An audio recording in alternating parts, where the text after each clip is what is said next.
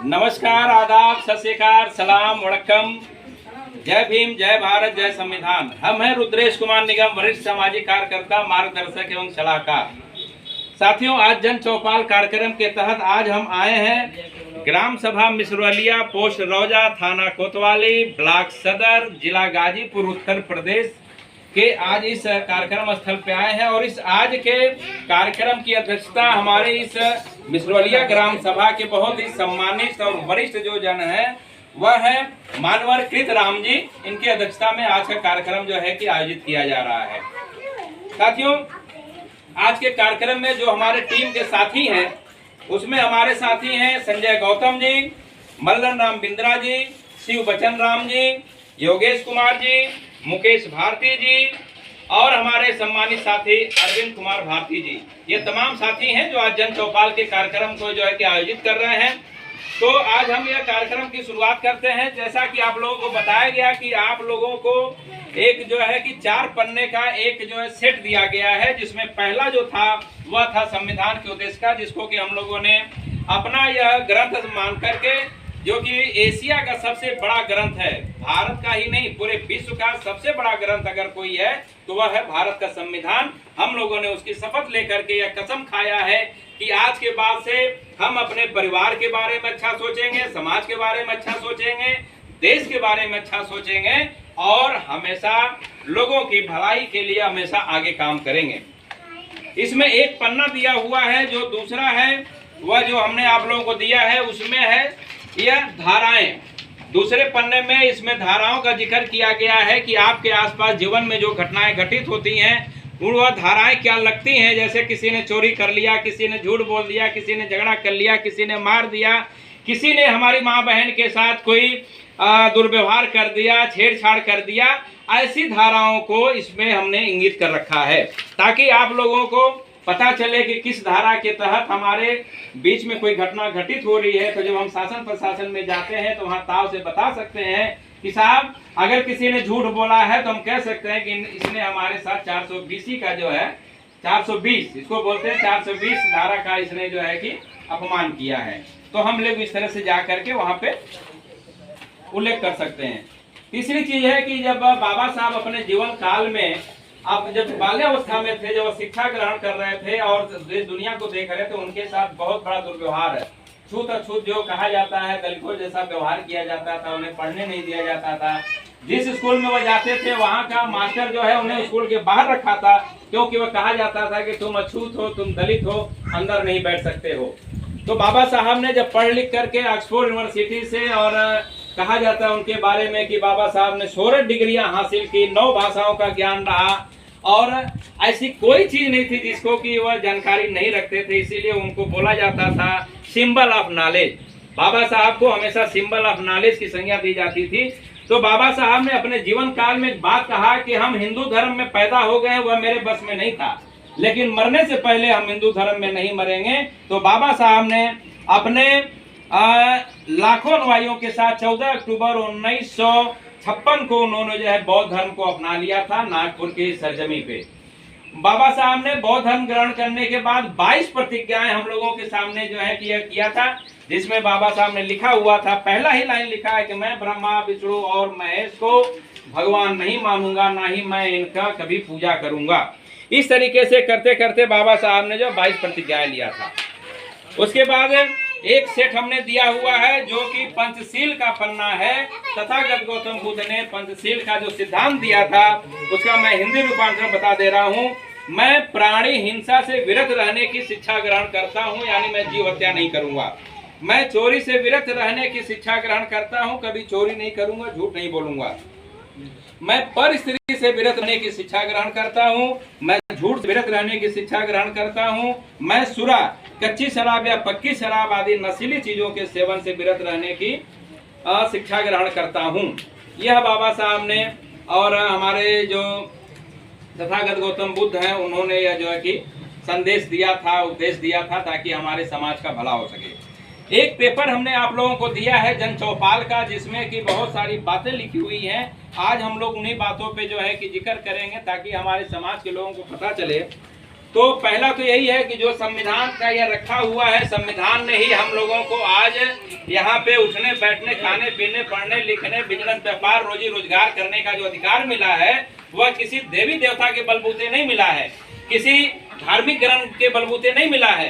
अगर बाबा साहब ने यह संविधान का निर्माण नहीं किया होता, संविधान में यह जो है कि अनुच्छेदों का उल्लेख करके हम लोगों को मौलिक अधिकार नहीं दिया होता, तो शायद आज हम लोग कहीं जंगल में छिप के बैठे होते, गले में हड़िया बांधे होते, कमर में झाड़ू रहता और पैर में घुघरू रहता, ताकि अगर हम लोग दिन में अगर सड़क पर निकलने की जुर्रत करेंगे, हिम्मत करेंगे, तो मनुवादी व्यवस्था के लोग हम लोगों को पकड़ करके पेड़ में टांग करके मारने का काम करेंगे। यह हम लोगों का स्तर था।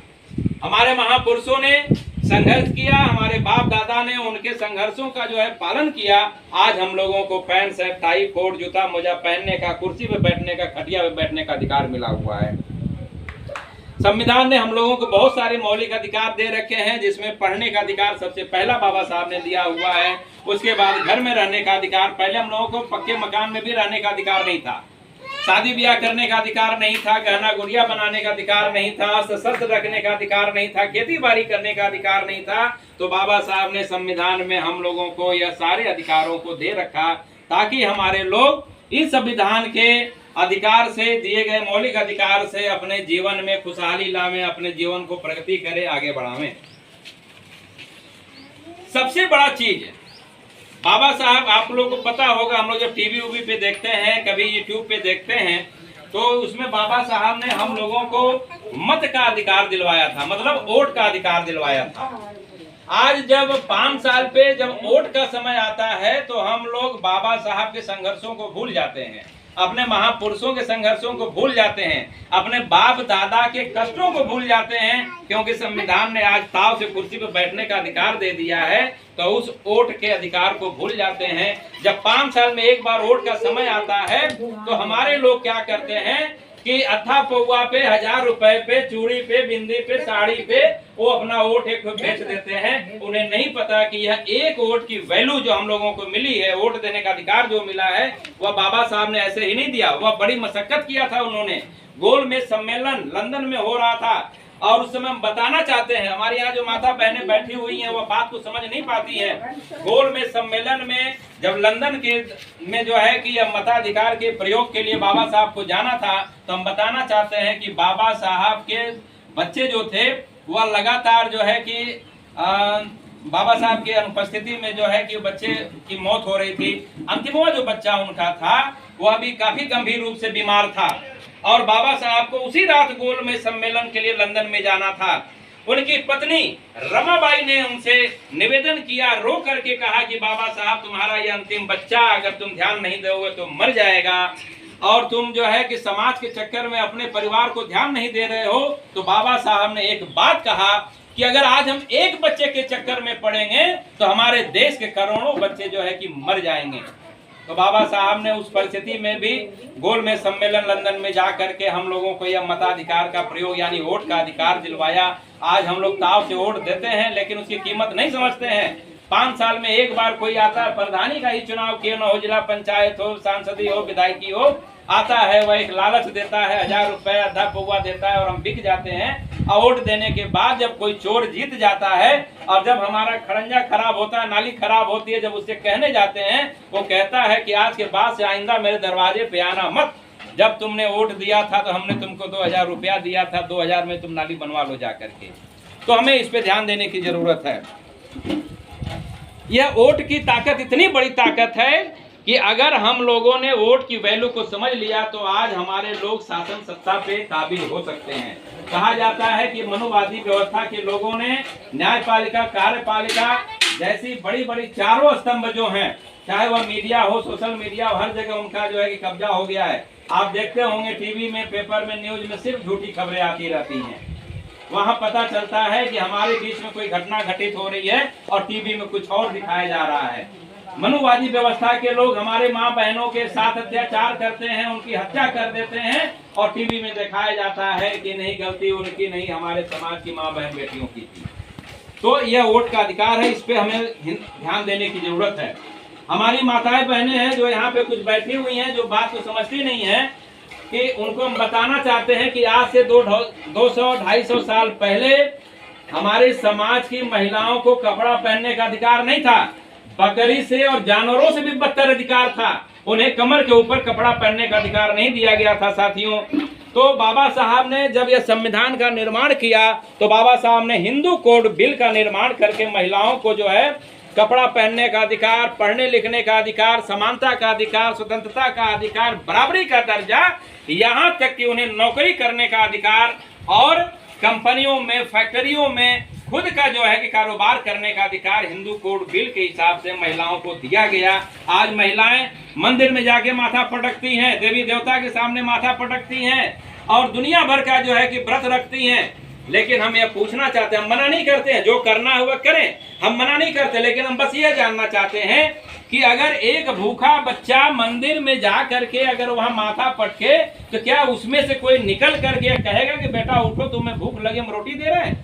कोई नहीं निकलने वाला है। बढ़ोती आगे बहुत जने का माथा पटकते पटकते, लेकिन उस मंदिर में से कोई नहीं निकला। लेकिन आज अगर यहाँ पे जिसके अध्यक्षता में यह कार्यक्रम हो रहा है हमारे रामकृष्ण जी हैं, हम रुद्रेश कुमार निगम अगर भूखे हैं, उनके पैर पे माथा पटकेंगे, यकीनन उन्हें दया आ जाएगी। वह कहेंगे निगम जी खड़े होइए, क्या बात है। हम बताएंगे कि साहब भूख लगी है, तो बोलेंगे घबराइए नहीं, चलिए हम आपको घर पे खाना खिलाते हैं। यह देखिए पावर है, यह पावर इंसानियत की है, यह पावर संविधान की है, यह किसी देवी देवता की पावर नहीं है। तो हमारे समाज के लोगों को इस बात पे भी समझने की जरूरत है। शिक्षा का अधिकार यह एक बहुत बड़ा मौलिक अधिकार है। शिक्षा का अधिकार अगर नहीं होगा तो फिर उसमें कोई बात नहीं है। शिक्षा के अधिकार न होने की वजह से ही आज हमारे समाज का पतन बहुत तेजी से हो रहा है।